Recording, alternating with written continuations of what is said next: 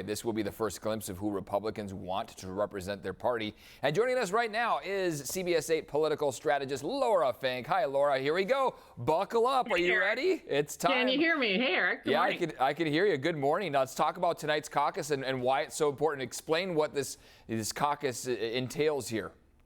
Well, Iowa is, of course, the first in the nation, and they will set the tone for the Republican primary tonight amid frigid weather. And it really is Trump's to lose. However, he's looking to beat expectations. Every candidate has a goal for tonight's caucus. Trump is looking to really blow the other candidates out of the water. Then we have Ron DeSantis, who has bet the farm on Iowa. He needs to come in second, or he might be folding up those campaign suitcases earlier than this former heir apparent or so-called might do later. Then you have Nikki Haley, who has really invested more in New Hampshire, but a surprise second place showing in Iowa could give her the momentum that she needs to take on the powerhouse that is Donald Trump. I was going to ask you about Nikki Haley, her numbers going up, potentially even being second place. Is tonight really about who takes second then?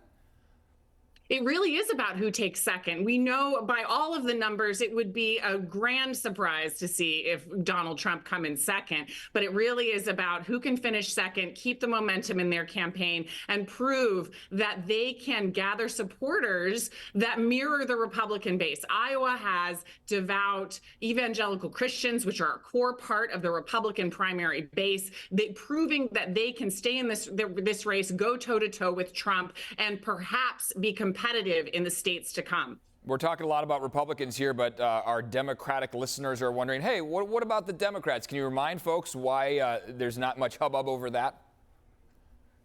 Well, the Democratic primary, because there's an incumbent president, is not looking to be even as competitive as a fairly uncompetitive Republican primary. The other thing that's of interest in Iowa is that you can go to the caucuses and vote even if you're not part of the primary. So that should make, and that's something that candidates like Vivek Ramaswamy, who's looking to attract maybe some people that don't normally caucus, he wants to get in those political outsiders and maybe, make a few percentage showing himself. Yeah, it's going to be really interesting to see here. Laura Fink, always appreciate your time and your insights on this.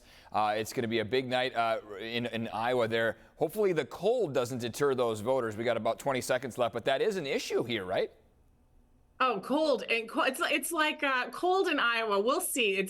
There was about 200,000 people that showed up to the caucuses in 2016. They expect turnout to exceed that because of the interest in the race. But it really does test how hardy are your voters. Right now, the polls suggest that Donald Trump's voters are the most dedicated to his cause. But they also skew a little bit older. So will they be hardy Iowans and go ahead and show up in all of those community centers and high school gyms? We'll see tonight. All right, Laura, I always appreciate your time. Thank you.